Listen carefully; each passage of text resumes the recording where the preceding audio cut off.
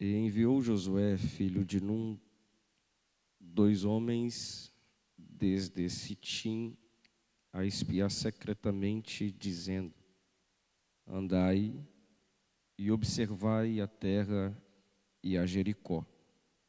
Foram, pois, e entraram na casa de uma mulher prostituta, cujo nome era Raabe, e dormiram ali. Amém. Podeis tomar os vossos assentos. Muito obrigado por estar sobre os pés.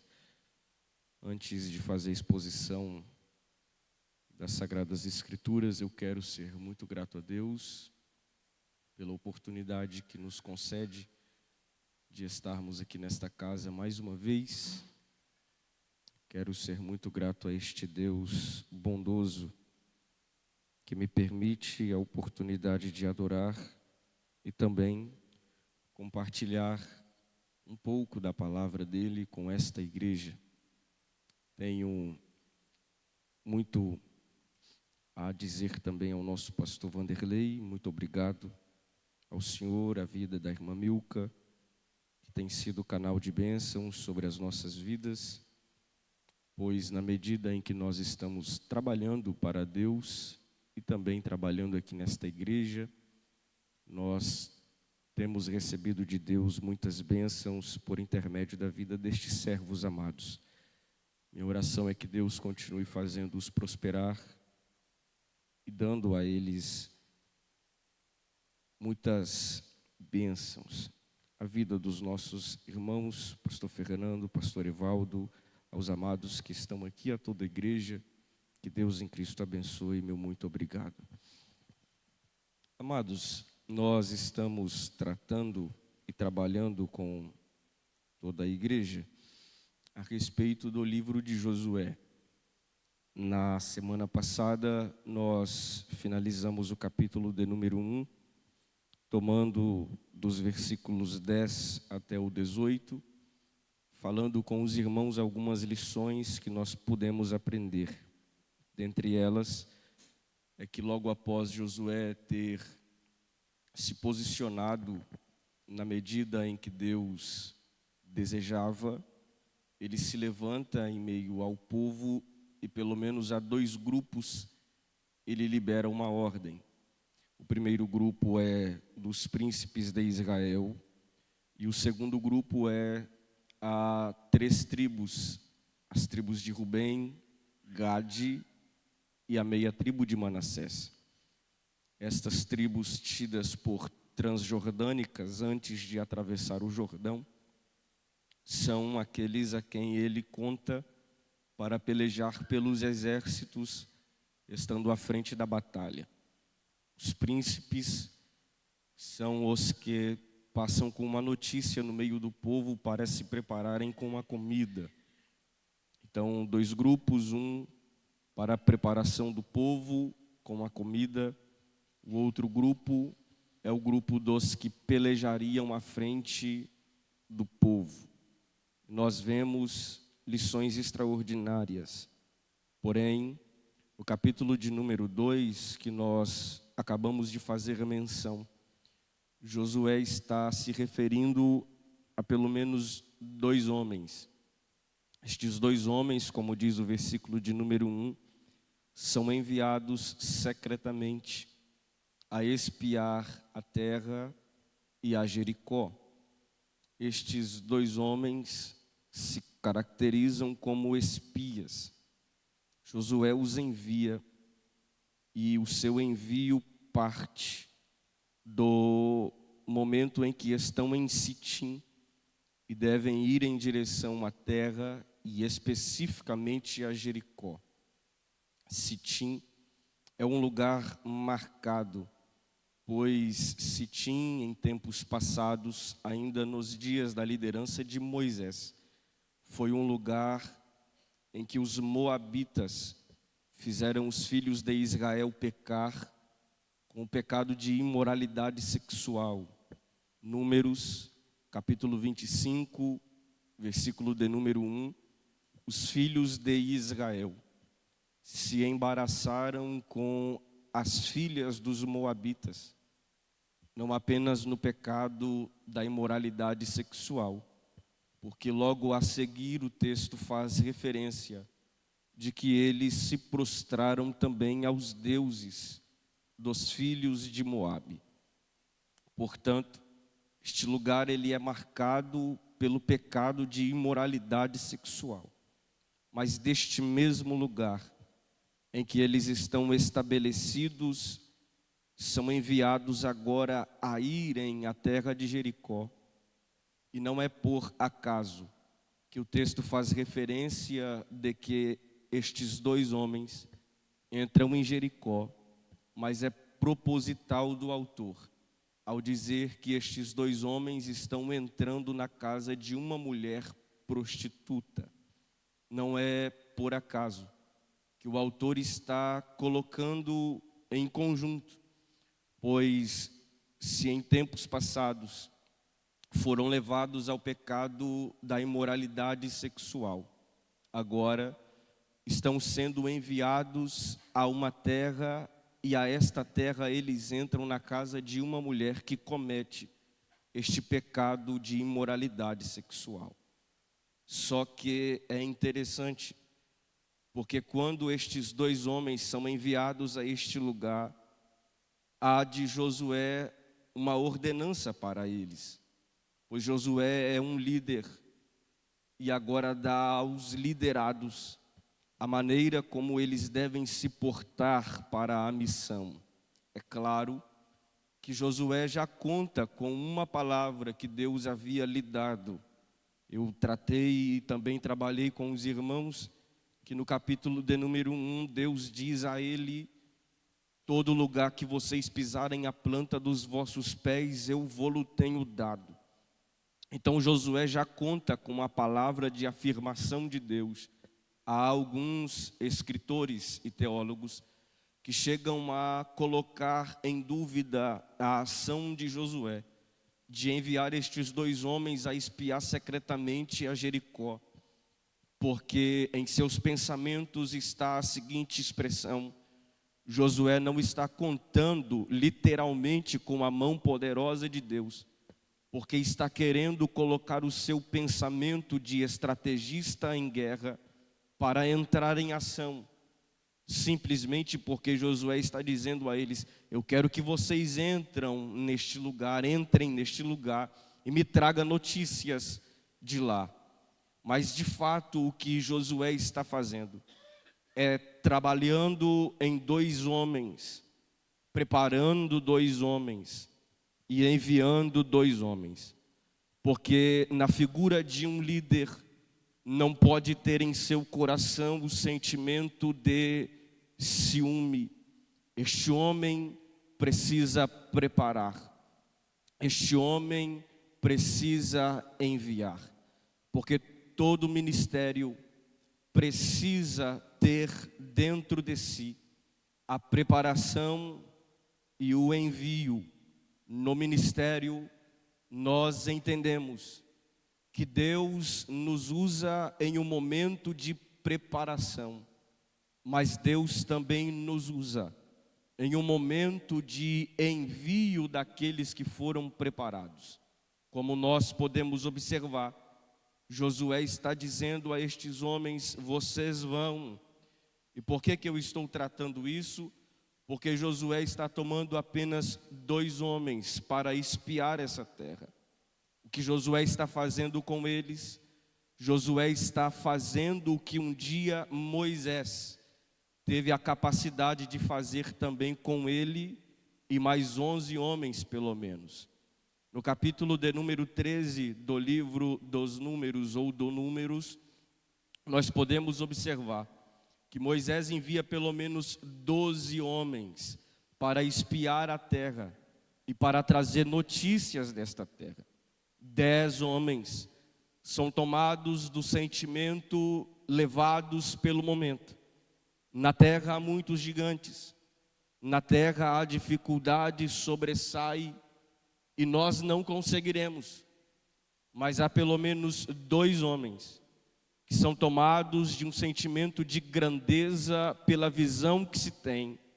A visão é: há uma palavra liberada sobre nós, porque somos o povo da aliança abraâmica, mas não apenas isto, nós observamos que na terra há as dificuldades, porém a terra é boa, a terra mana leite e mel. Estes dois homens são Josué e Calebe.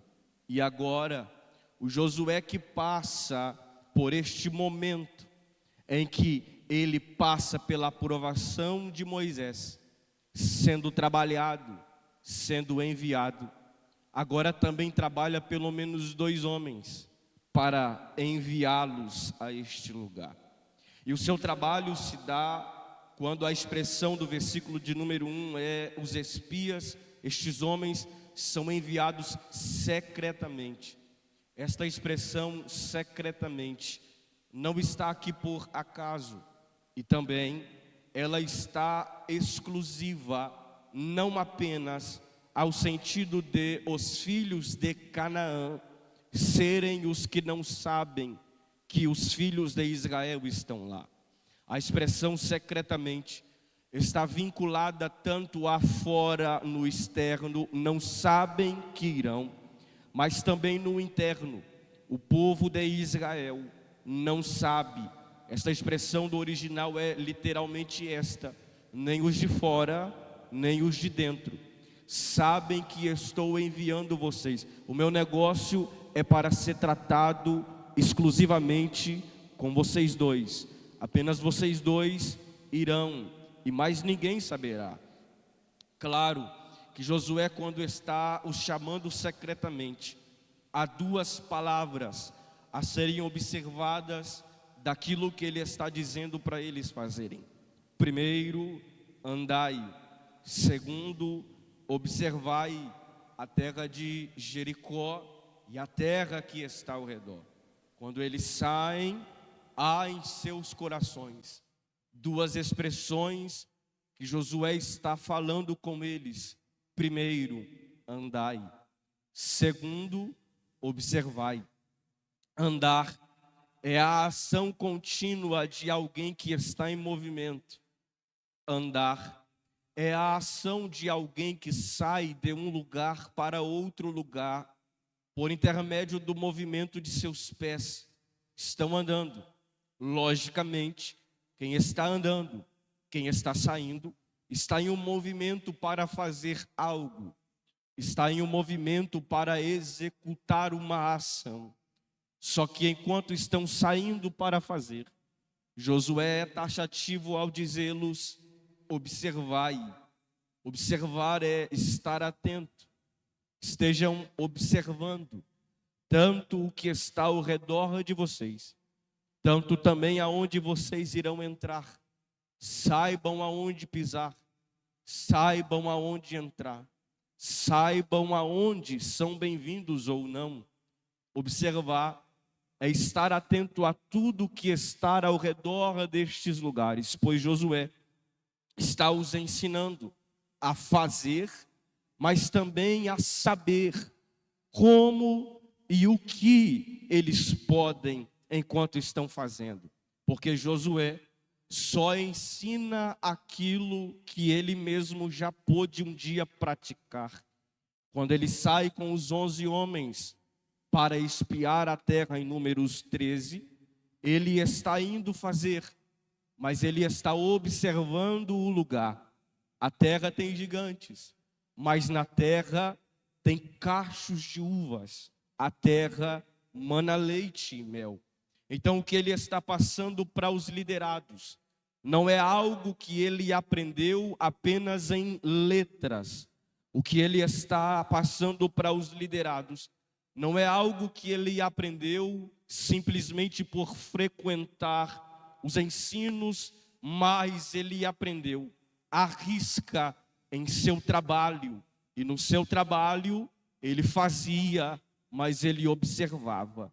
Ele estava em uma ação contínua, mas ele sabia o que estava ao redor dos lugares. O que ele está passando para estes homens que estão indo com uma missão a cumprir é: façam, mas estejam atentos, Pois aqui há duas lições para nós como igreja, porque no afã de fazer, no afã de ir, no desejo de realizar uma missão, de fazer uma obra, de estar em movimento, nós muitas vezes pecamos na segunda ação que Josué está ensinando para eles: observai, saibam aonde vocês estão pisando, saibam aonde vocês estão entrando, saibam o que vocês estão a realizar, porque em toda missão, enquanto nós estamos indo, estamos carregando o nome de alguém.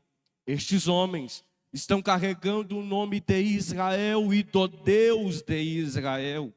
E enquanto eles estão fazendo isto, eles precisam estar atentos, porque se são descobertos, naturalmente vão morrer, porque os inimigos sabem que os filhos de Israel estão para entrar na terra a qualquer hora. Então o que ele está dizendo é: façam, mas saibam aonde vocês estão entrando, pois nós como igreja recebemos de Deus uma missão, quando Cristo na missão universal da igreja diz: ide por todo o mundo e pregai o evangelho a toda criatura.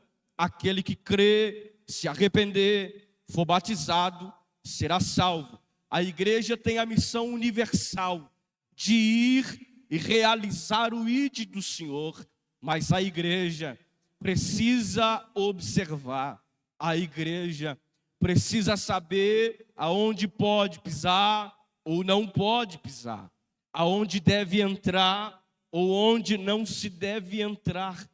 Eles devem estar na ação da vigilância. E claro que Josué está mandando dois, porque ele sabe bem que na missão de fazer não se pode fazer sozinho. Na missão de realizar não pode se realizar uma obra ou empreender a missão sozinho. E é por isso que o escritor do livro de Eclesiastes diz que é melhor serem dois do que um, porque se um cair, o outro levanta. E ele completa dizendo que o cordão de 3 dobras não se romperá facilmente, mostrando que enquanto dois estão realizando, Jesus também se utiliza desta ação para dizer: vão de 2 em 2. E vocês estarão realizando esta obra. Claro que quando eles saem, eles estão indo para Jericó, entram na casa de uma mulher prostituta que está cometendo o pecado da imoralidade sexual. Mas eles estão entrando nesta casa, e nesta casa há uma revolução acontecendo. Nesta casa há uma revolução que, quando eles entram neste lugar, acontece pela presença destes dois homens que carregam o nome de Israel e que carregam o nome do Deus de Israel. Eles estão entrando para espiar, mas eles não imaginam que enquanto estão fazendo isto, a salvação alcança a casa desta mulher que está vivendo no pecado da imoralidade sexual. Estes homens estão entrando lá porque receberam uma missão de Josué, mas quando entram no lugar, esta mulher os reconhece, esta mulher sabe quem são, e ela resolve recebê-los em sua casa. A casa desta mulher, versículo de número 15, está no alto da cidade, sobre o muro desta cidade. O texto, no seu final do versículo 15, diz que ela morava sobre um muro. E esta casa está recebendo estes dois homens.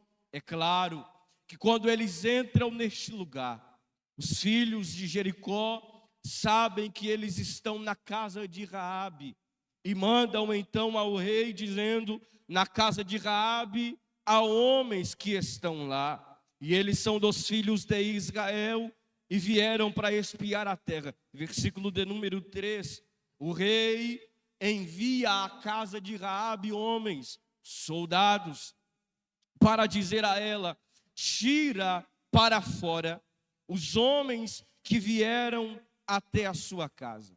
Porém, o texto diz que ela os escondeu. Versículo de número 4, ela os escondeu. No versículo de número 6, a especificação do lugar de esconderijo. E este lugar de esconderijo é o telhado. Ela fez eles subirem ao telhado, e escondidos entre as canas de linho deste lugar. E claro que a expressão do versículo de número 3, 4, 5, 6, 7 mostra que os homens não se dão por satisfeitos simplesmente da palavra de Raabe. O texto do original no hebraico mostra que estes homens não estão apenas recebendo a palavra de Raabe, que diz: eles não estão aqui, eles vieram a mim, mas eu não sabia de onde eles eram. A expressão dada para o texto original é que eles entram na casa e vasculham esta casa, mas eles não conseguem encontrar os espias. Por quê? Porque eles não estão mais na casa, eles estão no telhado. Eles estão na parte superior, eles estão naquilo que falamos de uma amplitude da casa que está em cima, ou seja, eles entram procurando apenas embaixo, mas não procuram em cima. Eles procuram com a visão de observar o que está embaixo, mas não conseguem observar o que está acima desta casa. E claro, é que quando eu olho para este texto, a pergunta que eu faço é: como esta mulher tem a coragem de colocar estes homens no telhado, sendo que ela não tem a certeza de que o lugar é seguro para isso? Sim, se os homens vão para cima, poderia encontrar estes homens neste lugar. Só que os historiadores e também os pensadores a respeito do texto sempre estão a afirmar que alguém que coloca outro para ser escondido em um lugar é porque um dia já precisou provar deste lugar como esconderijo. A exemplo disso, se você tem um filho e um dia você precisou fugir de alguém, e alguém te descobriu no lugar que você se escondeu, terias coragem de colocar o seu filho no lugar? Tenho certeza que não. Mas se um dia precisou correr de alguém e achou um lugar de esconderijo, e alguém que te procurava não te achou porque se escondeu lá, terás a certeza de que no dia que tentarem contra teu filho, irás colocar teu filho neste mesmo lugar, porque sabes, o lugar é seguro, o lugar é bom, o lugar tem proteção. Então Raabe, no afã de querer esconder os homens, para não serem pegos, para não serem alcançados, para não serem mortos, ou para não serem levados até o rei de Jericó, tira eles da visão de baixo da casa e os leva para uma visão de cima da casa, superior da casa. Isto fala de um lugar de esconderijo. Mas o lugar de esconderijo não está embaixo da casa, está acima no telhado da casa, mostrando que o lugar de esconderijo não pode ser embaixo, mas o lugar de esconderijo deve e tem que ser num lugar de cima, numa visão de cima, daquilo que é superior, daquilo que está sobre, daquilo que está bem acima, daquilo que é natural debaixo da terra, mostrando que, se partindo do princípio aqui, Raabe, que precisa de um lugar de esconderijo, é mais ou menos assim: eu já sei aonde eu vou encontrar. Este lugar de esconderijo não está embaixo, o lugar de esconderijo está em cima. Se ficar embaixo, morre.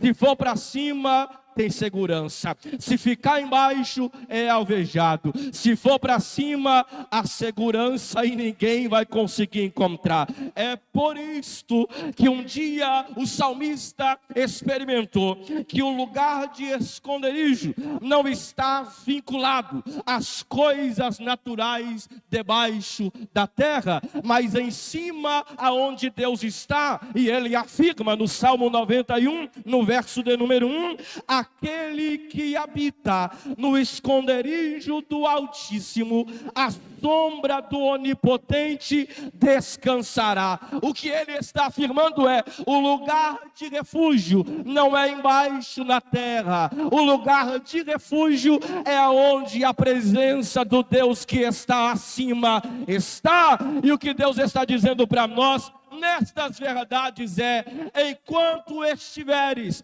na visão terrena de baixo, poderás morrer alvejado pelo inimigo, mas enquanto saíres da visão de baixo, fores para a visão de cima, o inimigo não o alcançará, o inimigo não o tocará, porque aquele que nos guarda não dorme.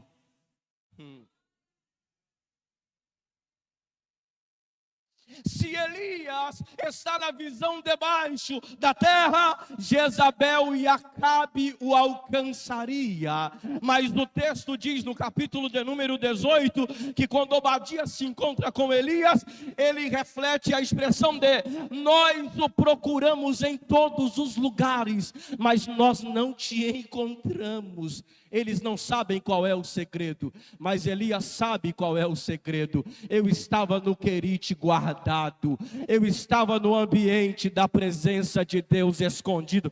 Isso mostra que nós não apenas devemos conhecer o lugar, mas a Abi me ensina que eu devo colocar outros neste lugar.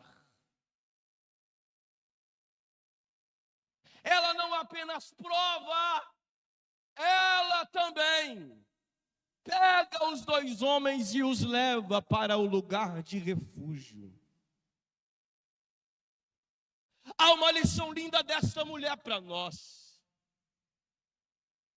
E a sua lição é: não estejas apenas protegido, mas leve outros a serem protegidos. É o papel de alguém que se coloca à frente. Eu vou os esconder, custe o que custar. Quantos de nós não é resultados de intercessores que resolveram entrar à nossa frente para nos colocar em um lugar de refúgio de cima? A bala perdida já era para ter lhe alcançado. Tua saúde era para ser minada. Tua vida já não eras mais para estar aqui. Mas alguém teve a sensibilidade de estar no lugar de refúgio e te colocou lá também. Jesus, guarda a vida do teu servo onde ele está.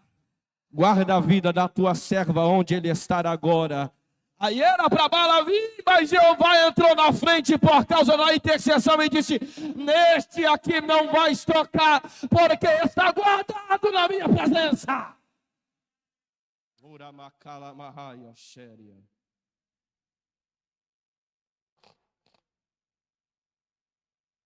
Só que perceba que o lugar é um refúgio tão seguro,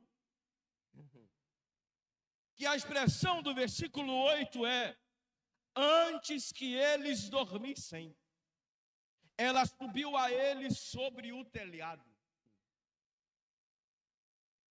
Perceba, a natureza da segurança é tão seguro que eles estão quase dormindo no lugar. Como alguém que está recebendo na casa as batidas do exército inimigo, dizendo: tira para fora porque vamos matá-los, estão quase dormindo neste lugar. Porque o lugar de segurança que Deus nos proporciona não nos traz inquietude. O lugar de segurança que Deus nos proporciona não causa à nossa alma aflição no nosso espírito. O lugar de segurança em que Deus nos proporciona traz calmaria ao coração conturbado.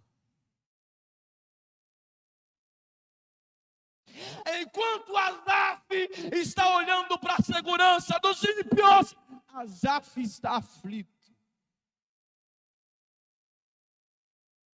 Mas quando ele encontra o lugar de refúgio em Deus, que é no santuário, na presença gloriosa de Deus, Asaf diz: eu quase, mas agora eu estou em total segurança. Não tem para que ficar assim. Porque o lugar em que Deus nos coloca é lugar de refúgio. Quando Rabi encontra estes homens, versículo 9: eu sei que o Senhor vos deu essa terra. O pavor de vós caiu sobre nós. Todos os moradores da terra estão desmaiados diante de vós. Nós temos ouvido o que o Senhor fez, secou as águas do Mar Vermelho, derrotou Seom e Og, vocês destruíram eles. Versículo 11: isso fez o nosso coração desmaiar. Em ninguém mais há ânimo, por causa da presença de vocês, porque o Senhor vosso Deus é Deus em cima no céu e é Deus embaixo na terra. A ímpia está reconhecendo a grandeza do Deus a quem eles servem. O Deus de vocês é Deus em cima dos céus e é Deus embaixo na terra. E por que está reconhecendo isso? Por causa da história. Foi ele que abriu o mar, foi ele que fez Seom e Og serem destruídos, e por causa da presença de vocês, nós estamos quase desmaiados. Não tem outra razão, não tem outra explicação, senão esta: o Deus de vós é Deus em cima no céu e é Deus embaixo na terra. Como Deus em cima, ele resolve abrir o mar. Como Deus embaixo, ele derrota os vossos inimigos, porque por causa desta presença, nós não temos mais ânimo algum. Irmãos, enquanto nós estamos cumprindo o que Deus está colocando em nossas mãos, os nossos inimigos reconhecerão quem é o Deus a quem nós servimos. Ele é Deus que, por intermédio da sua natureza grandiosa, interfere em coisas que são sobrenaturais e naturais. Ele interfere em cima e ele também interfere embaixo. Em cima Deus opera, mas embaixo Deus também opera. Em cima Deus comanda, mas embaixo Deus também comanda. Em cima Deus reina, mas embaixo Deus também reina. A terra é escabelo dos seus pés, mas o céu é o lugar do seu trono. E o que ele está mostrando para nós é: confia no Deus em que está lhe dando a missão, porque enquanto estás na missão, ele está cuidando tanto em cima, tanto também embaixo.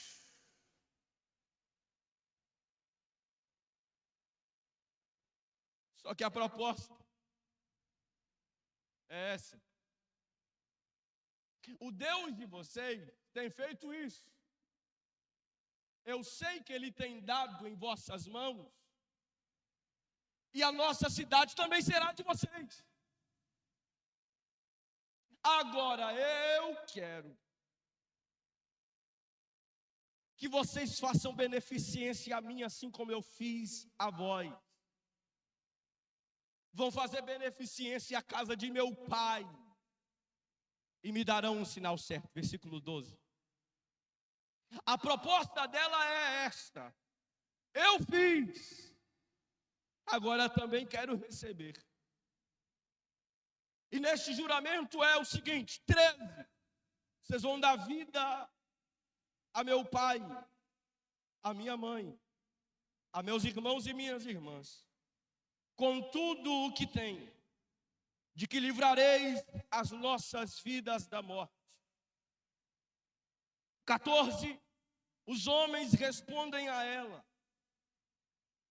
que por este ponto não irão morrer, se não denunciar o negócio, e que se o Senhor Deus desta terra, dando a eles, eles vão usar de beneficência e de fidelidade.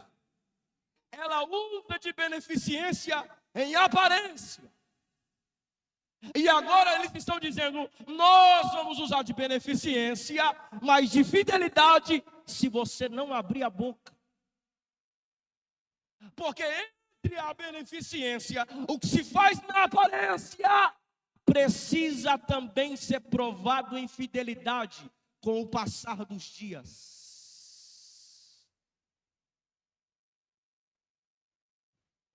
Porque a beneficência está sendo feita agora, mas a fidelidade dela vai ser provada para daqui a alguns dias. E eles estão afirmando, se você for fiel, nós vamos usar de beneficência como você fez, e nós também usaremos de fidelidade se você não abrir a boca. Isso mostra que na mesma proporção que ela faz beneficência e está para operar a fidelidade, a proporção também é a mesma dada por eles. Se você fizer beneficência, se você fizer fidelidade, nós vamos usar dos mesmos argumentos e da mesma proporção para contigo. Por quê? Porque o que ela está fazendo tem a recompensa dada na mesma proporção por eles. E é claro que isso se dá agora de modo aparente, porque eles dizem para ela, nós vamos estar desobrigados do juramento. 18, se vindo à terra, não atares o cordão de fio de escarlata à janela por onde nos fizestes descer. E se não recolheres em casa contigo a teu pai, tua mãe, teus irmãos e toda a família de teu pai. Perceba que agora o grau aumenta, porque não passa apenas da fidelidade que ela tem que ter. Ela precisa fazer o pai, a mãe e os irmãos ficarem dentro da casa sem saírem no dia que eles vierem. Porque saindo, eles não têm mais juramento com o que estão do lado de fora. Mas os que estão dentro da casa receberão a proteção, receberão o livramento, receberão a segurança. Se sai da casa no dia que vem, não tem livramento e não tem segurança. Mas se fica dentro da casa que tem uma marca de um fio lá, haverá segurança e também haverá livramento. Só que, olhando nós para esta ação de colocar o fio na janela, traz o destaque da casa. E o destaque que se traz a esta casa é de uma casa que tem um fio pendurado numa janela na cor escarlate.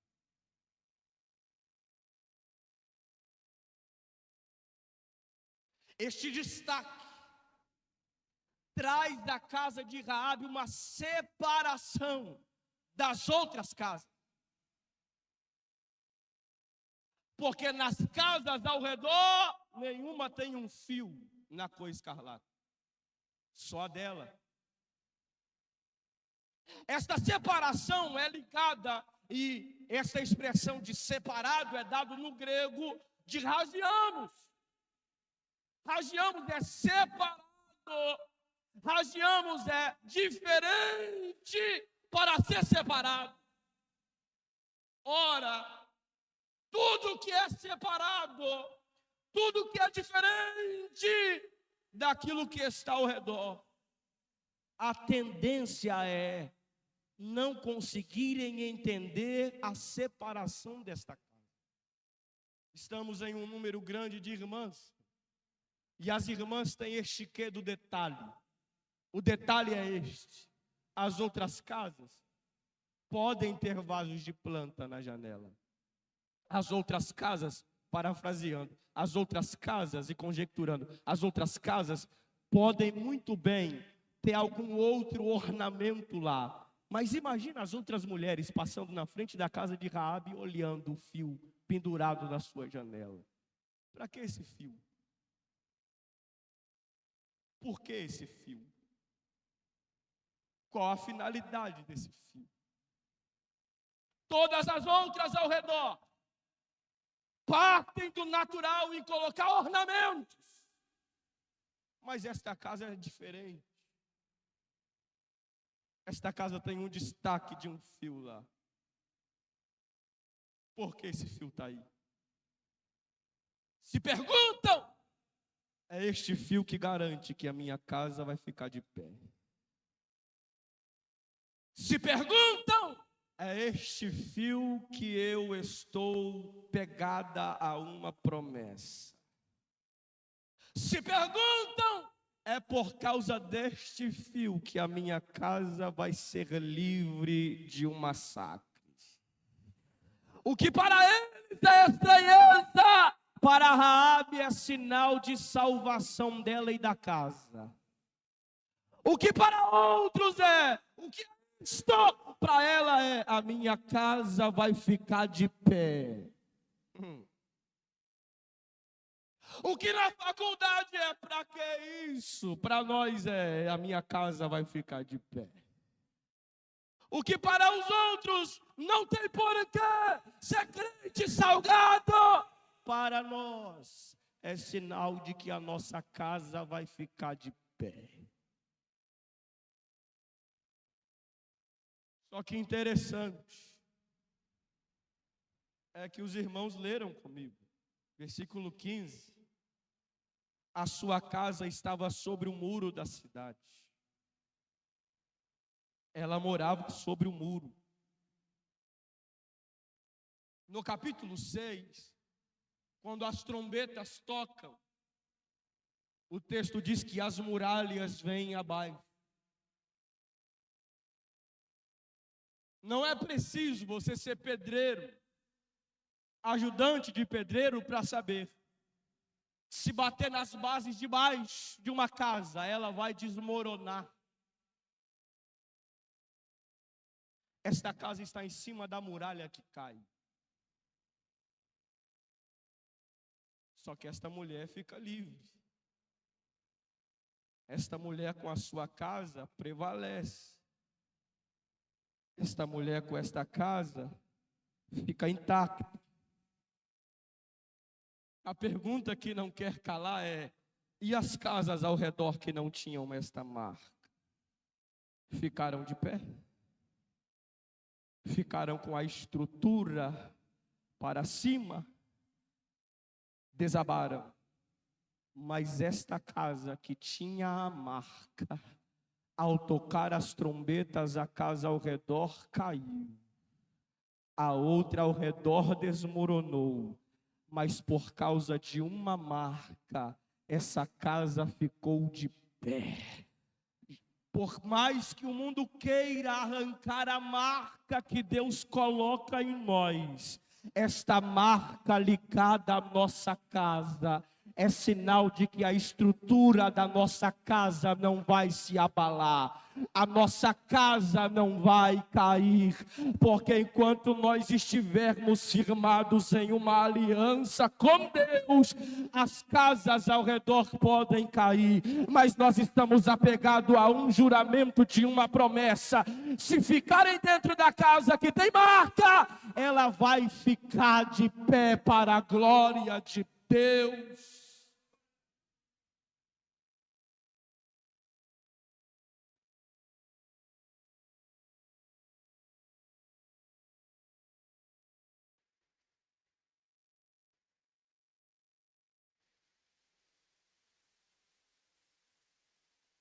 Tudo por causa de uma aliança. Tudo por causa de um pacto. Não remova seu pacto. Não tire a marca da sua aliança. Não deixe a sua aliança ser removida. Os homens voltaram. Ficaram 3 dias no monte. Mas quando eles voltam a Josué, o sentimento é missão cumprida.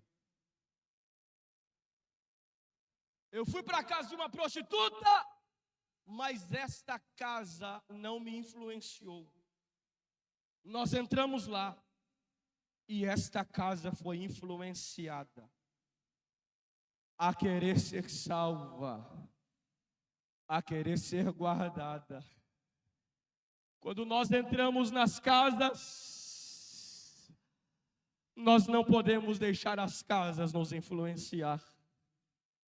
Nós é que devemos sair desta casa deixando uma marca bem lá dentro dela. E eu estou dizendo aqui que Deus está para nos dar autoridade para isso. De ao entrarmos nas casas das pessoas e estas casas não nos influenciar, mas nós influenciarmos estas casas, através da nossa vida uma marca vai ficar lá. Através do nosso entrar nesta casa, uma marca vai ficar pregada nesta casa. Através de um homem, de uma mulher que entrou aqui, a nossa casa ficou marcada. E o que Deus está dizendo para nós é: eu lhe delego autoridade para entrar na casa de pessoas que estão no pecado, mas através das vossas vidas, estas casas serem transformadas. Sentimento de missão cumprida.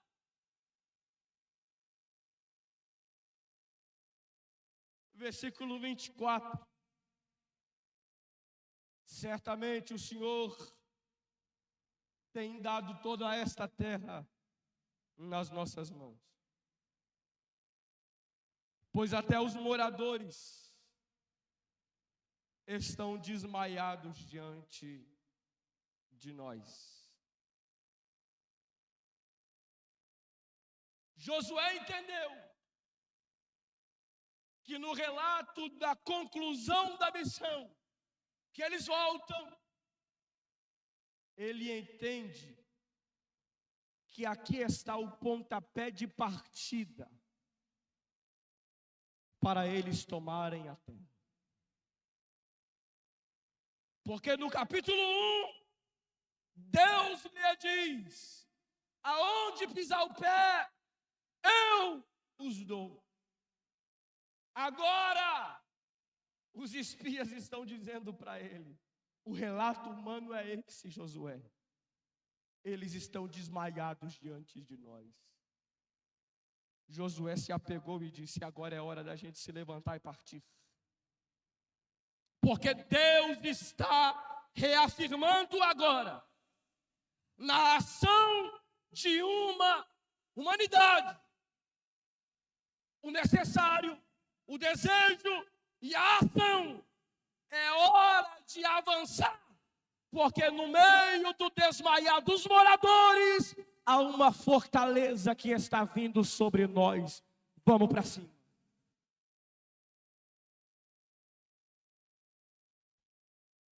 Uma das certezas de que Deus nos manda avançar é quando o nosso inimigo estremece ao saber que Deus está conosco e estamos prestes a entrar. Veja que na ação de estremecer, o rei de Jericó diz: vão até a casa de Raabe e tragam os homens para cá para nós matarmos. Porque esta ação é de alguém que também está totalmente desestruturado e querendo acabar com aquilo que está desestruturando ele. Mas o que o nosso inimigo já sabe é que o eterno que não se fatiga e não se cansa está conosco, nos dando fortaleza enquanto nós entramos no território do inimigo. Desestruturamos a ação dele. E o Senhor diz: é hora de avançar. Na ação, Deus não está mostrando apenas para Josué.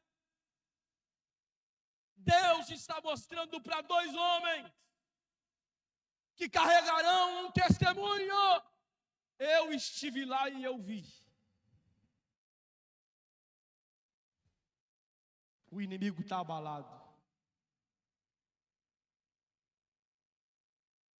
É hora de avançar. Porque Deus levanta os líderes para delegar a função aos liderados. O que Deus está para fazer não está contando apenas com o líder, mas também com o liderado de conhecer o território inimigo. Josué já conheceu um dia, agora está permitindo 2 liderados conhecerem também que o território é bom, o inimigo está desestruturado e Deus está nos sinalizando: é hora de avançar. A aplicação que Deus coloca em nosso coração é esta. Deus não está dando a visão apenas para o líder. Deus está dando a oportunidade de liderados entrarem em territórios do inimigo e perceberem que ele está desestruturado pela presença de Deus em nós. E Deus, que já falou com o líder que é hora de avançar, começa a mostrar para os liderados que também é hora de avançar. Porque o líder não pode avançar sozinho. O líder pisa avançando, mas os liderados vêm pisando logo atrás, avançando e dizendo: Deus já nos deu. Aleluia! Deus já nos deu a certeza, o inimigo está desestruturado. Ele só está fazendo barulho de que vai matar. Ele só está fazendo barulho de que vai nos alvejar. Mas o Senhor dos Exércitos é conosco na obra. É hora de avançar. Glórias a Deus. Irmãos, o meu desejo, enquanto estava estudando, era de abordar o capítulo 2, entrar no 3 para mostrar o versículo 1, 2, 3, como é que eles estão avançando com a presença de Deus. Mas na medida em que eu estava ministrando, o Senhor colocou em meu coração sinalizar aos irmãos que é hora de avançar. É hora de pisar os pés logo atrás dos pés do líder a que Deus tem dado a visão. Não tentem retroceder. Não tentem estagnar. Não tentem olhar para a dificuldade dos gigantes da terra.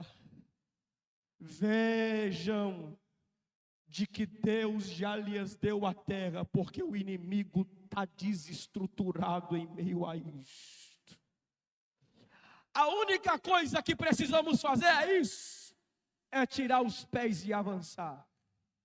Que Deus em Cristo Jesus abençoe esta amada igreja, a vida do nosso pastor, a vida de todos os irmãos. Eu agradeço a oportunidade, em nome de Jesus.